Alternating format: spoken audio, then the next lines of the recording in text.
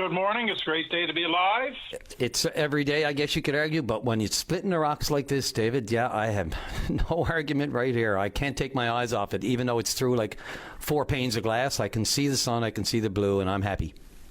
Yes, days ending in Y are fabulous. Right on. I live on Empire Avenue. Okay. And I've lived there for a number of years.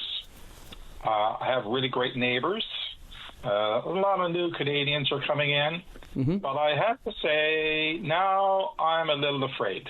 And I have to tell people to be careful, and we have to do some things. We can't let it happen. I just want to tell you what I see in my neighborhood. Absolutely. Fire away. And just so you know, I'm in that bit of a neighborhood as well. I back onto Empire, but down more towards Kitty Vitty. Yeah. So I can relate. Anyway, go for it. Sorry.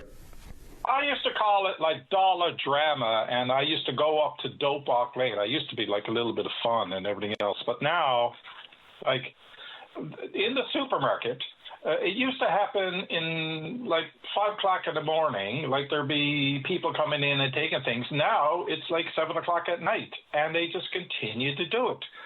Recently, the gentleman out there by the Pepsi building out there got his windshield all broken up with, I think it was a rock by a gentleman there. Yes, I saw that. And it was crazy. The people around are dangerous. Some have zip knives, okay? Like, don't worry about the needles. These guys got zip knives. They will, I mean, it's crazy. Some people are disoriented, and sometimes you say hello to them, and sometimes you really don't know.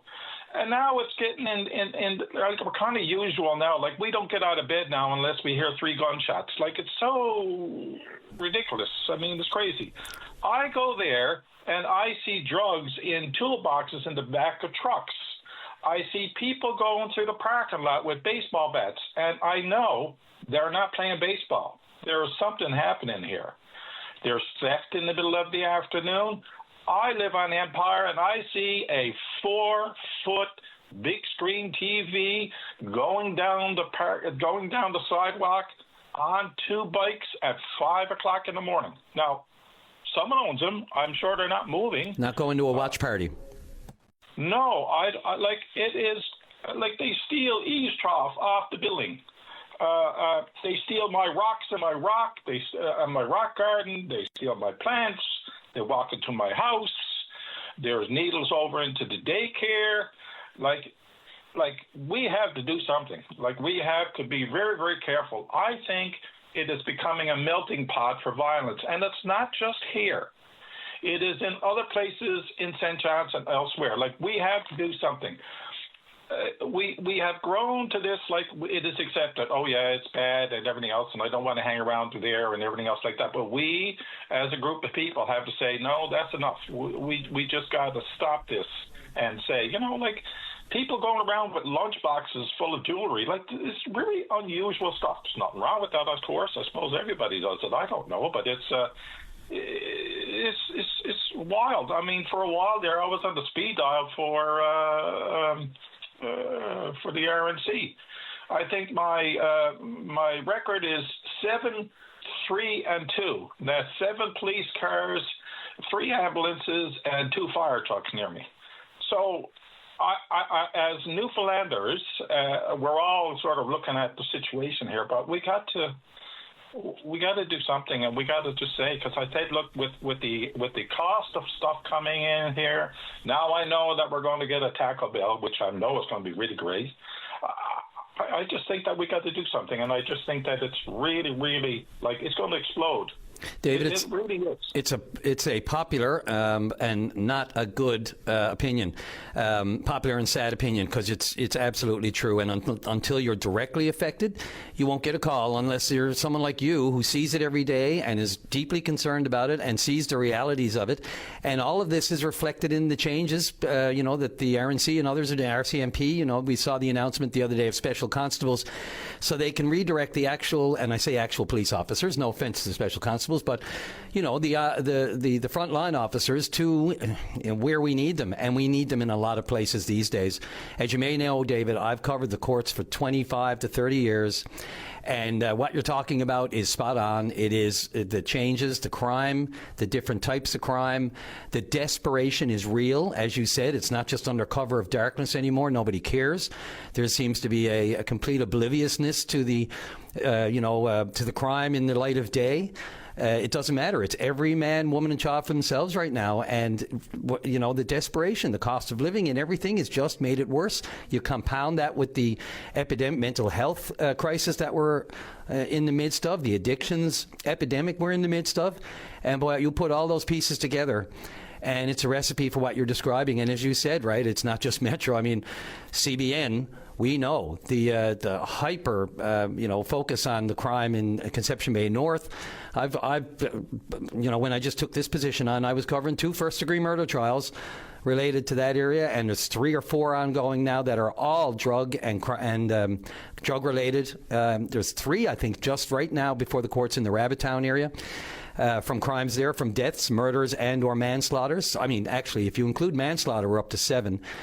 And I've sat through the court process, and it's all linked back to drugs and addiction and mental health. I thank everybody that's helping. I thank the police. I thank everybody that's working in the stores. I really like the neighbors. I like the people in the area. But I don't think there's one day I could go up there and I don't see something really unusual. I said, what's happening? What the hell is this all about? And it's just like, well, whatever, or, we all kind of are a bit blasé about it. And I just feel that I felt that I should say something. I really did. And I'm glad you did, because you're speaking for a lot of people. A lot of people nodding their heads right now. David, when you said you're on speed dial, with the RNC, how has the response been? I have no doubt, and this isn't... Great. Yep. Great, excellent, no problem. Great bunch. People have no idea what they go through. People have no idea what they must deal with and all the time. And if you see them having a coffee somewhere, leave them alone, because you don't know what they're dealing with. I have full respect for that. Yep, or thank you. Just in passing, you don't have to get a response, but just something that says, yeah, I envy or feel for what you're doing. And it speaks to the retention and recruitment. Crime has changed. The RNC chief, Pat Roach, who I've invited on this program, he's, I think, mulling it over, according to the communications.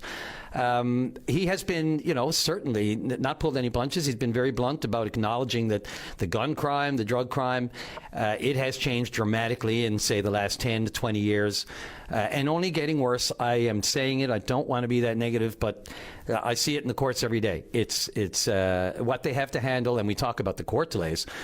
Everybody is up against it, and it's a domino effect right across the justice system. There's no question, and across the communities who have to deal with this, like you said, on a regular basis. Do you reconsider where you're living? Has it come to that?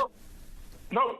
And I've known Pat Roach for many, many years, and he is a good man, and he's doing good things. But I'm telling you, it is not easy. I'm sure it's not easy. No, sir. But I just think that it's happening. Like, you go to the Avalon Mall, there's stuff happening there.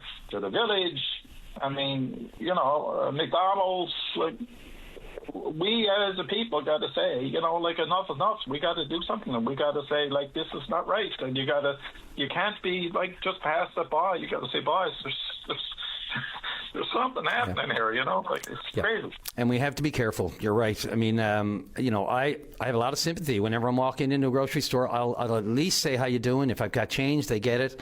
But you get some strange looks sometimes, and you have to just be careful. There's an unpredictability to those interactions these days that I don't think we contemplated in the past.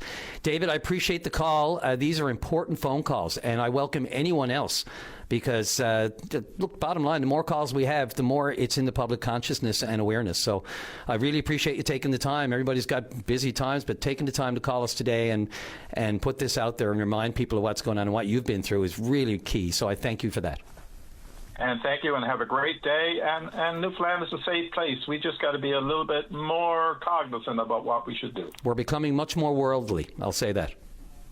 Okay, thank you very much for your time. Take care. You too. That's David, yes. And look,